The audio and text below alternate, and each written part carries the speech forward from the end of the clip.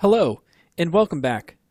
In this lesson, we're going to take a look at what we've done to date, as well as lay the foundations for our new pier that we're proposing be put in place at the end of our existing pier. I'd like to make sure that you're working in the same file that I'm in, which is 06 Site Complete. This file has a few additions since we last met. For one, I'd like to point out that I've added a few structures to the pier to mimic its actual built condition. For example, we have the concession building as well as the restroom building. We also have the buildings at the end, as well as piles, railings, and the lifeguard tower. These have all been added in as an added bonus to help add to the sense of placement of our new pier that's going to be down here at the end of our existing pier. Now, this particular pier that we're going to create, it's useful if we switch over to the top of existing pier plan view.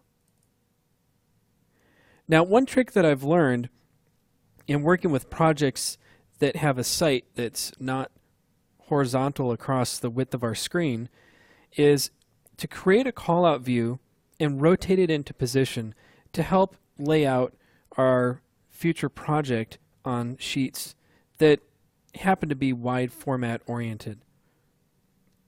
So to do that, in my top of existing pier view, I'm going to switch to my View tab and click the Callout tool. Now this particular callout, we'll go ahead and make it extra big. Something about this size, where we've got a couple opposing corners that well eclipse our existing pier. What we'll do next is select this callout, click the Rotate tool, click the Place button, and we're going to zoom into this top corner of our existing pier. And I'm going to pick the endpoint of our existing pier to place the center of rotation there. The next thing that I'll do is I'll make sure that my mouse goes straight out to the right so that it has a horizontal start point, and left click to start.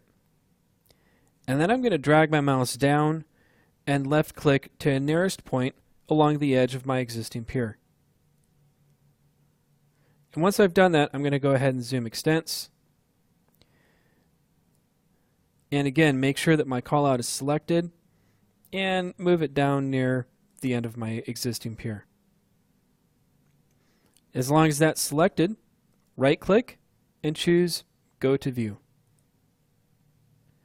The great thing about rotating a callout in position is we've now oriented our plan view for our new pier, which is going to be longer than it is taller on a sheet of paper. It will now fit on a horizontal format that we typically see in our construction and engineering drawings. So to start with, in this view, we obviously need a grid line. Go ahead and switch to your Architecture tab and choose to start the Grid tool. The first grid that I create will be at the end of this reference plane. So if you type the letter S, letter E, and then click on the endpoint of that reference plane, zoom back out, and just place a grid line that goes out a good distance of the way. The next thing I'll do is zoom back into the face of my existing pier, click the Pick Line tool, and I'm going to pick on the face of my existing pier. Then hit Escape a couple times to finish out of the command. If you pick that existing vertical grid line, we'll go ahead and rename that to number 1 for now. And the other grid line we'll rename to letter A. We also want to pick that existing grid line. We want to stretch it out a ways so that it can span the entire distance of our proposed pier.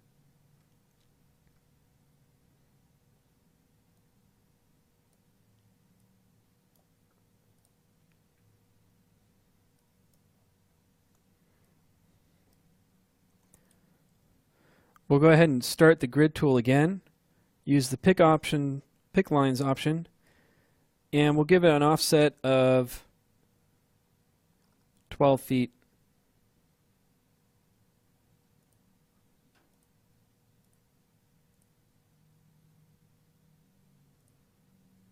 We'll do that 6 times.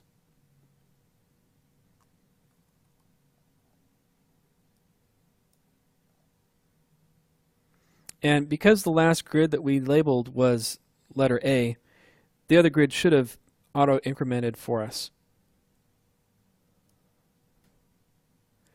Now for our vertical grid lines, we can go ahead and make that a bit shorter.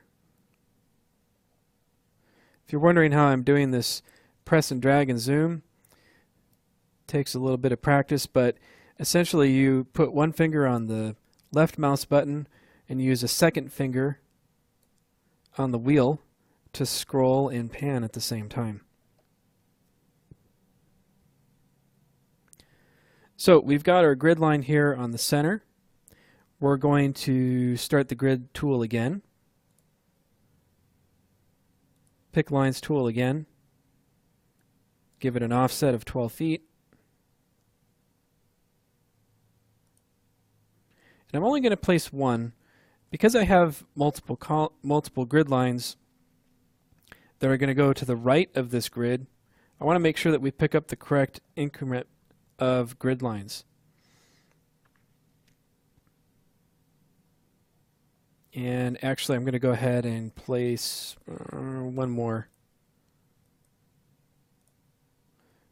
grid with an offset of 12 feet. And a third one to the right.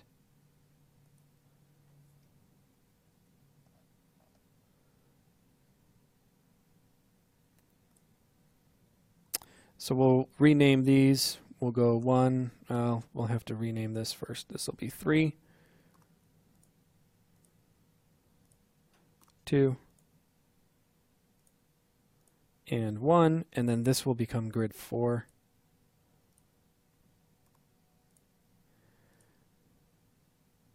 Let's place another grid with an offset of 12 feet. Starts auto-incrementing. Well, let's go out until we get to grid 10.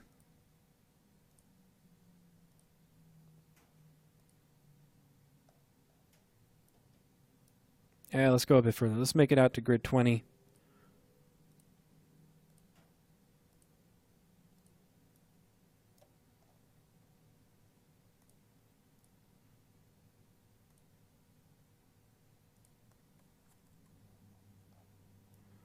There we go. Now, one of the great things about grids is that they behave nicely when you start to involve crop regions for views. So if I were to pick this crop region for my callout here, I can drag this inside edge, and when I drag it down, the grid lines go with. So go ahead and do that. We'll zoom out. We'll grab our view. We'll get it closer to the extents of our pier that we're planning here. And we'll automatically crop those grid bubbles for us.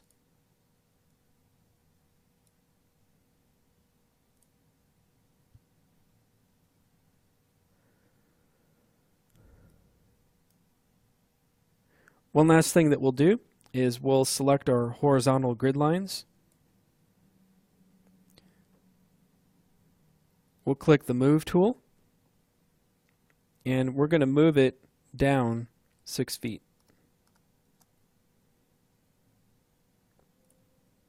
That just gives us enough of a gap between our grid line and face of existing structure so that we can have a gap in case of structure flexing. So now that we've got our grid system in place, I think we're ready to start placing some columns here. Go ahead and switch to your Structure tab and start the Column tool.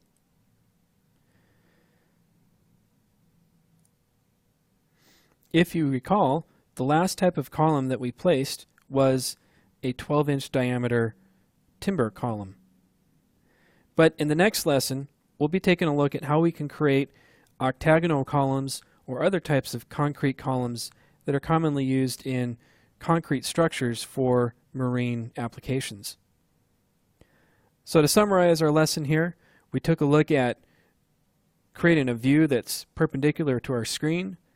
We placed some grids and looked at methods that we can use to quickly lay out our grids and get our view focused on the area that we need. Thanks for watching, and I'll look forward to working with you again on the next lesson.